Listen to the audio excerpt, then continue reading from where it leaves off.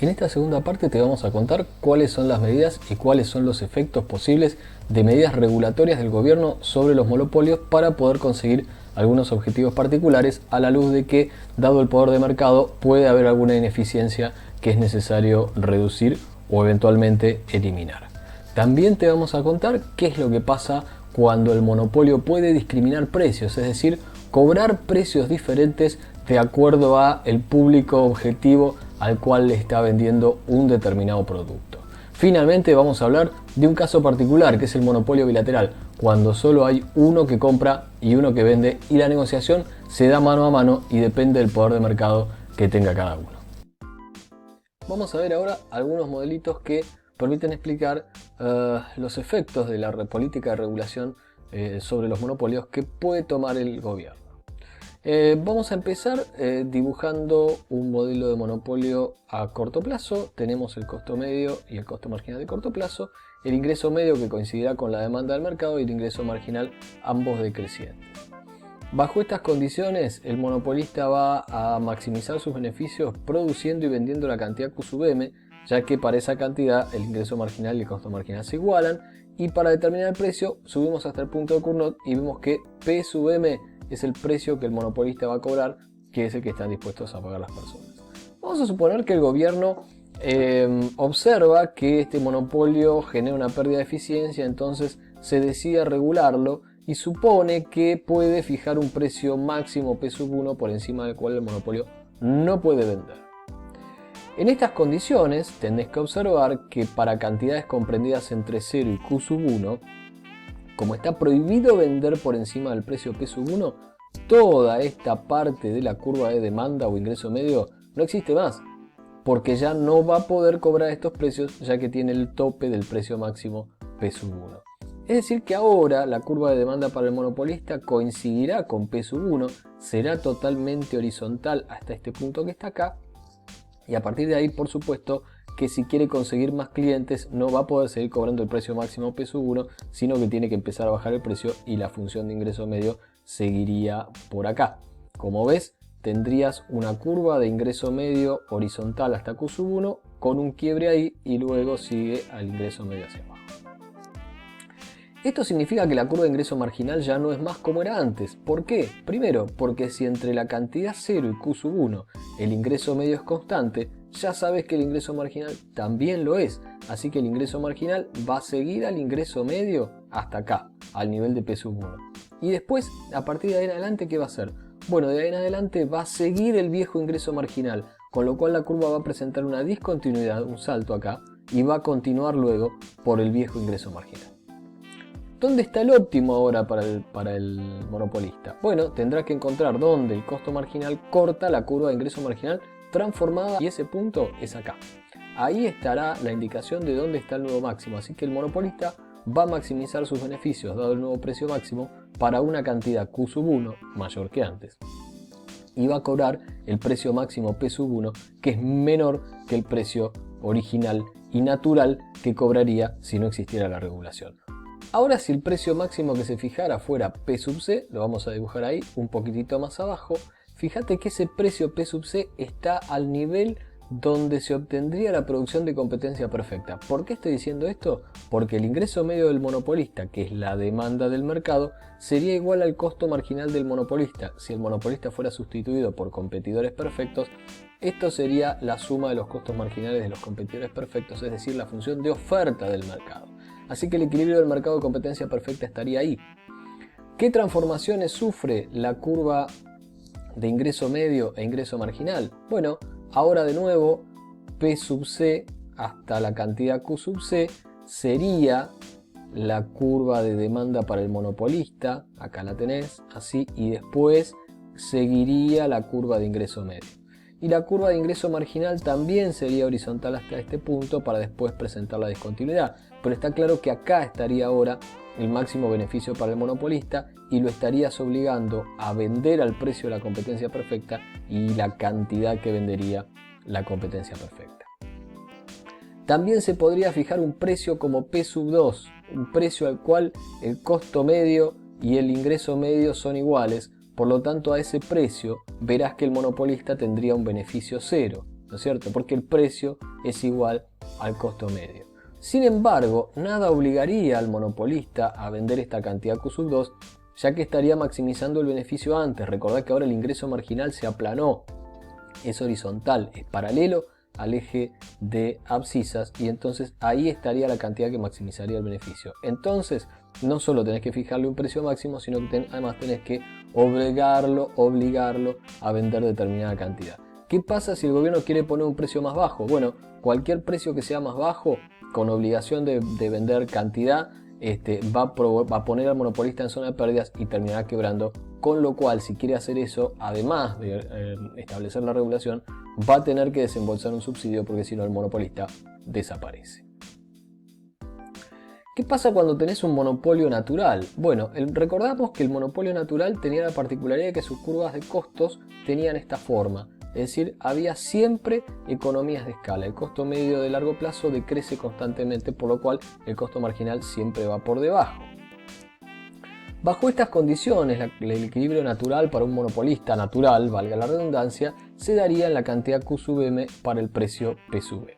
Ahora bien, si el Estado pudiera fijar un precio máximo P sub R, entonces estaría transformando el ingreso marginal y el ingreso medio de forma tal que podría obligarlo al monopolista a tener su nivel de producción en Q sub R, que es compatible con su subsistencia porque está teniendo beneficios normales, ¿sí? Es decir, repasemos un poquito.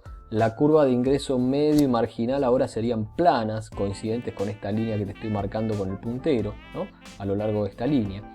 Y entonces no podríamos decir que el óptimo está donde el ingreso marginal se corta con este costo marginal, porque ves que el monopolista tiene pérdidas. Lo mejor que va a poder hacer es situarse acá, donde está teniendo beneficios normales. Va a tender a alterarse el beneficio e ir hasta ahí. Ahora, si se fija un precio P sub C más abajo, la empresa directamente quebraría porque no le alcanza ese precio para cubrir los costos de producción.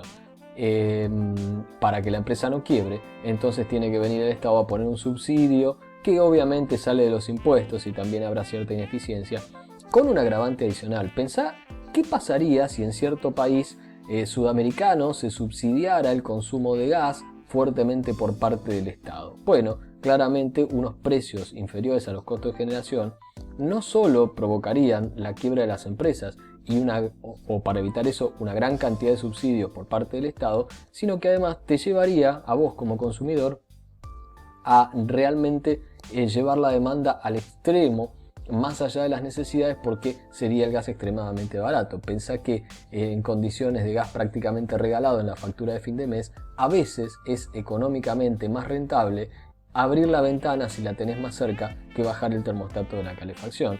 Y nadie se vería movilizado, si le regalan el gas, a caminar un poco más para bajar el termostato. Eso es una realidad. Muy bien. ¿Qué pasa con la regulación en la práctica? Porque bueno, a veces es muy común que en virtud de los costos de generación y de distribución de la energía eléctrica o del servicio de gas u otros servicios públicos, el Estado dé en concesión estos servicios a empresas privadas y por lo tanto tenga que, además de dar la concesión, luego regular la tarifa. No se puede asignar a un monopolio la explotación de un servicio público y dejar que cobre lo que quiera, porque evidentemente podemos llegar a tener algún problema, sobre todo en cosas de primera necesidad como la energía eléctrica, el gas de red, el agua, el servicio de cloacas, etc. Entonces es común que las tarifas estén reguladas y hay varios criterios para esta regulación. Te vamos a presentar dos. Uno es la regulación por la tasa de rendimiento. El precio o la tarifa que se fija para el servicio público tiene que ver con permitirle a la empresa que te presta el servicio de manera monopólica cubrir el costo medio variable, es decir, el costo de generar lo que te está llevando hasta tu casa, más, y esto lo miramos en términos globales ahora, por eso lo vamos a dividir por la cantidad, porque estamos calculando por unidad, ¿se entiende? Entonces tenés el costo medio variable, que es el costo por unidad variable, más unas cosas que hay que cubrir repartidas entre el volumen de producción. Esas cosas que el precio tiene que cubrir son la depreciación, es decir, la depreciación del capital aplicado, más los impuestos que hay que pagar, más una tasa de rendimiento sobre el capital invertido para llevar adelante la explotación. Esto puede llegar a generar un problema que se conoce en la jerga como la heladera dorada o la heladera de oro. Es decir, todos necesitamos tener una heladera en casa, pero esa heladera no tiene por qué ser de oro. Bueno, si vos le estás fijando un precio que cubra rentabilidad sobre el capital invertido, puede haber una tendencia a que haya una sobreinversión innecesaria para tener una rentabilidad sobre un capital que en realidad no se necesita invertir. El otro mecanismo de regulación es el price cap. En la Argentina de los 90, cuando se privatizaron las empresas, se aplicó este criterio. Esto implica revisar los costos variables de producción, el precio de un periodo anterior, cómo evoluciona la inflación. En Argentina se miraba no solo la inflación interna, sino también la de Estados Unidos, y el crecimiento de la productividad. Claro, la idea era que las empresas iban a invertir, debían cubrir ese gasto de inversión inicial, pero luego eso las haría más competitivas y eso permitiría que el precio se fuera con el tiempo revisando a la baja. ¿Adiviná qué pasó con la revisión a la baja de las tarifas? Nunca llegó. Bueno, vamos a hablar ahora de la posibilidad que los monopolistas tienen de discriminar precios, es decir, cobrar un precio diferente para distintos segmentos de mercado o distintos clientes, aun cuando están vendiendo el mismo producto que tiene un costo parecido para todos. Básicamente, la discriminación de precios arranca y existe porque hay poder de mercado. Eso es lo que le permite al monopolista discriminar los precios y lo hace con un único objetivo: apropiarse del excedente del consumidor. Si recordás, había una disposición a pagar por los consumidores, de parte de los consumidores, que terminaba resultando mayor que el precio de mercado, y eso hacía que los consumidores en el mercado terminaran obteniendo un beneficio que venía de la diferencia entre lo que pagaban y lo que efectivamente estaban dispuestos a pagar. Cuando hablábamos de la competencia perfecta, decíamos que el precio de equilibrio y la cantidad de equilibrio surgían de la intersección de la demanda y de la oferta, y la oferta era el costo marginal de los competidores perfectos. Entonces, esta superficie, este triángulo celeste, era lo que llamábamos excedente del consumidor, que acabamos de definir. Y esto que está por debajo, sombreado de color rosado, era el excedente del productor, que abarcaba lo que el productor recibía por encima del mínimo que estaba dispuesto a recibir. Sin embargo, cuando aparecía el monopolio, todo esto cambiaba, ya que la cantidad óptima era menor y el precio era menor. Entonces, como ves acá, el excedente del consumidor se veía reducido y el excedente del productor tomaba una parte de la pérdida de excedente del consumidor, y este triangulito que está acá era eficiencia perdida, excedente perdido por el cambio de estructura.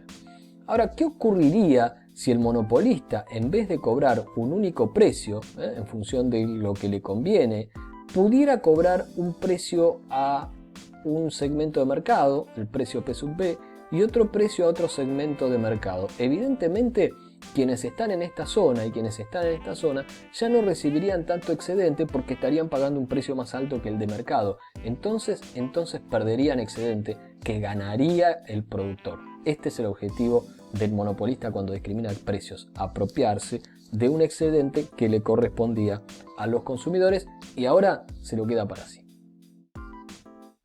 La primera forma de discriminación es la discriminación perfecta o de primer grado, que aparece cuando el monopolista le puede cobrar a cada cliente aquello que está dispuesto a pagar. Supongamos que tenemos una situación de un monopolista. Esta superficie sombreada de color rosa representa el beneficio variable cuando está cobrando un solo precio. ¿Qué es el beneficio variable? El ingreso total menos el costo variable. Estamos sacando de la cuenta el costo fijo porque estamos haciendo un análisis en términos marginales. Ahora, cuando el monopolista cobra este único precio, el excedente del consumidor es este triángulo que hemos remarcado con negro acá. Recordad que es todo aquello que estaba dispuesto a pagar por encima de lo que efectivamente paga. ¿Qué sucede si el monopolista se las arregla para cobrarle a cada persona, a cada cliente que viene o que aparece, el precio exacto que está dispuesto a pagar? Bueno, si pudiera hacer eso, entonces ya no habría un único precio, sino que le cobraría este precio a unos, este precio a otros, este precio a otros, y así sucesivamente podría ir haciendo lo que se llama discriminación perfecta. Le cobra a cada uno el máximo que está dispuesto a pagar. Si esto ocurre, la discriminación provoca que los beneficios aumenten en toda esta superficie celeste para el monopolista y que el excedente del consumidor simplemente desaparezca. También puede haber en algunos casos discriminación de segundo grado. Esto, el ejemplo característico es el de la provisión de servicios eléctricos. Los clientes mayoristas de las distribuidoras eléctricas pagan según la potencia. Entonces deberíamos pensar en que la compañía eléctrica, claramente un monopolio natural, además de legal concesionado, puede cobrar un precio P sub 1, puede cobrar un precio P sub 2 o podría incluso cobrar un precio P sub 3. Si segmentáramos de esta manera, podríamos decir que en un primer tramo a los que consuman determinada cantidad les vamos a cobrar un precio más elevado, para los que estén en un segundo bloque de potencia intermedia vamos a cobrar este segundo valor, y para aquellos que están en el tercer tramo les vamos a cobrar un precio más bajo aún todavía. Esto lo que permite es mejorar incluso el bienestar de los consumidores, porque tengamos en cuenta que si no estaríamos en presencia de un monopolista que sin ninguna discriminación vendería Q sub 0, cobraría P sub 0 y chau. Sin embargo, la discriminación de precios permite hacer más eficiente la prestación del servicio, porque puede reducir el costo de producción, porque puede aumentar la producción, e incluso aquellos que consumen niveles mayores de potencia, en el caso de la energía eléctrica, llegar con una tarifa más barata. Tomamos un ejemplo de la vida real que vemos muy a menudo cuando vas al súper y ves cosas como estas. Lleve una y pague 9,20, lleve dos y pague 7,80 cada una. O por ejemplo esta, lleve una a 23,73 y la segunda tendrá un 60% de descuento. ¿Qué es lo que están haciendo? Te están cobrando la primera a un precio más alto que la segunda unidad. Están discriminando precios y están aprovechando esta idea del excedente del consumidor, que está dispuesto a abonar un precio más bajo por una cantidad más alta, en función de lo que veníamos aprendiendo todo este tiempo.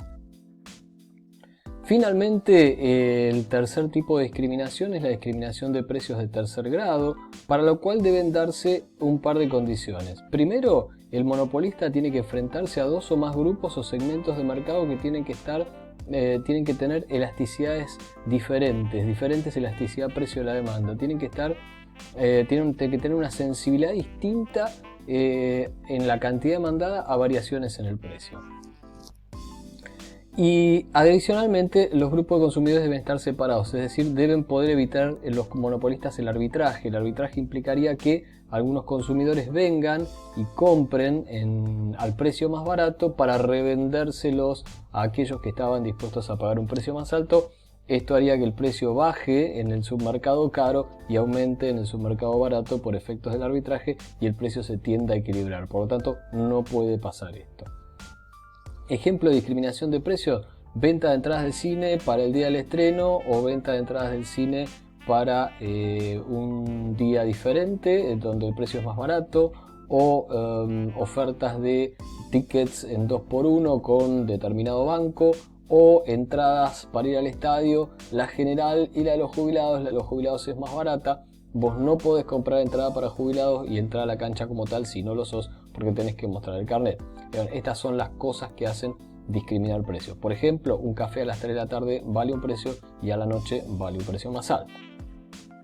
¿Cómo se ve este modelo? Bueno, vamos a suponer que tenemos un primer submercado con esta función de demanda de 1 y este ingreso medio para el monopolista, y hay un mercado alternativo que se comporta distinto, con una demanda más elástica, mucho más sensible al precio, que le llamaremos D sub 2. Cada función de demanda D sub 2 tiene su ingreso marginal, que es este ingreso marginal 2.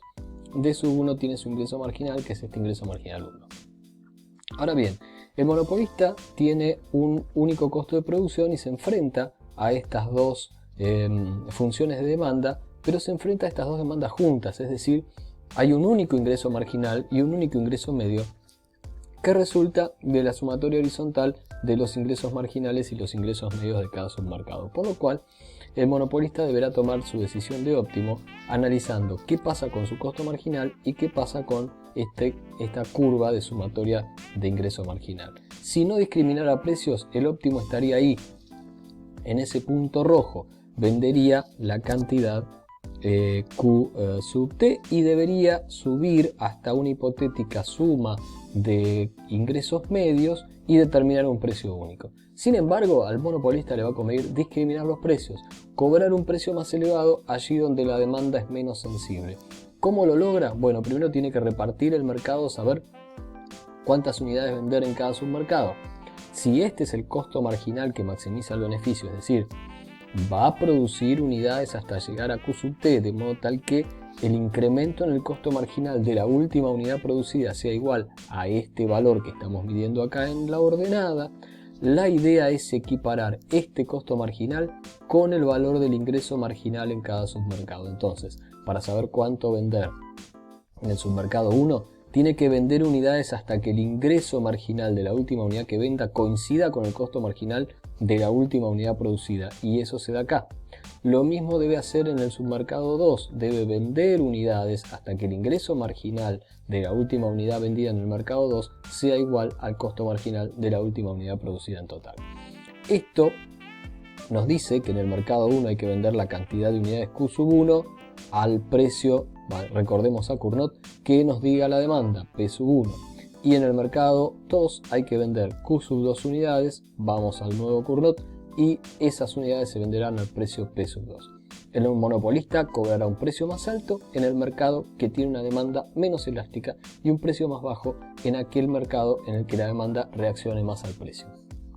Esto le va a permitir apropiarse de una parte del excedente del consumidor y obtener mayores beneficios que si no discriminara precio y cobrara un mismo precio para todos. Por supuesto que tienen que existir las dos demandas y hay que evitar el arbitraje, porque si no, la tendencia natural será que todos quieran comprar a P sub 2 y revender a P sub 1, ya que este dato está en el mercado, lo cual hará que P sub 1 baje y P sub 2 aumente, amalgamando las demandas y haciendo desaparecer estas diferencias de elasticidad. Vamos a hablar finalmente de un caso particular, que es el monopolio bilateral, que aparece cuando hay un único comprador y un único vendedor. Y te vamos a explicar dónde está el equilibrio, si es que lo podemos encontrar, porque tengo mis serias dudas. Mira, vamos a dibujar una función de oferta de mercado del bien que estamos analizando y una función de demanda de mercado. ¿Está bien? Ten en cuenta que es una función de oferta y una función de demanda. En condiciones normales, el equilibrio en este mercado estaría para la cantidad Q sub 0 y el precio P sub 0, pero esto no es un mercado normal. Tenemos un solo demandante que tiene poder de mercado, un solo demandante, un solo comprador, al que le vamos a llamar monopsonista, y un solo vendedor, un monopolista. Tenemos entonces un monopolio bilateral. Hay un solo comprador y un solo vendedor tironeando uno de cada lado del mercado.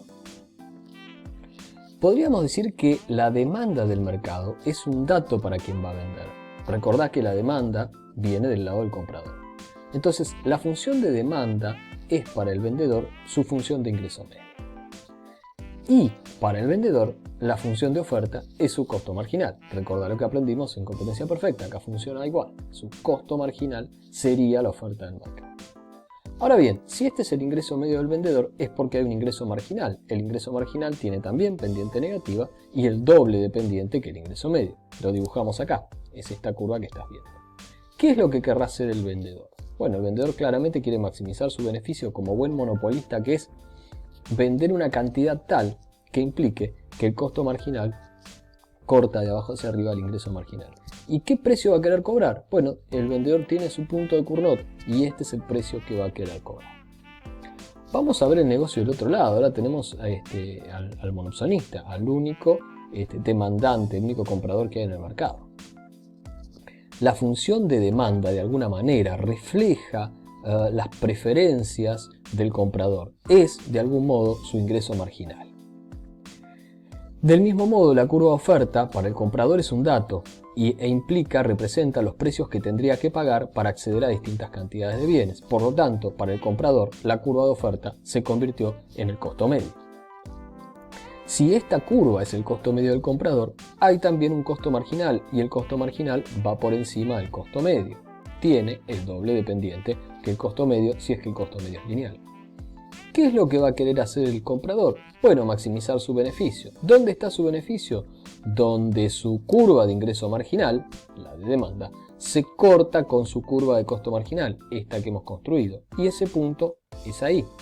Esta será la cantidad que desea demandar el comprador. ¿Y qué precio está dispuesto a pagar? Bueno, está dispuesto a pagar este precio. Sin embargo, querrá pagar el mínimo precio posible al cual el vendedor está dispuesto a ofrecerle el bien. Y ese precio está por acá abajo. Este precio es el precio que el comprador estará dispuesto a pagar. Como verás, el vendedor está dispuesto o pretende un precio más alto que el comprador está dispuesto a pagar. Y entonces habrá una puja entre este punto de equilibrio y este otro punto que va a definirse en función de quién tenga más poder de mercado. En la medida en que el vendedor tenga un poder de mercado más alto, estará más cerca del precio del vendedor, y en la medida en que el comprador tenga mayor poder de mercado o poder negociador, el equilibrio, el acuerdo final más que el equilibrio, estará más cerca del precio del comprador. La conclusión es que en el monopolio bilateral no te podemos decir dónde está el equilibrio, pero sí te podemos decir que el punto final de acuerdo va a depender del poder de mercado que tengan uno y otro, esencia natural de la negociación esta que se da mano a mano y uno a uno.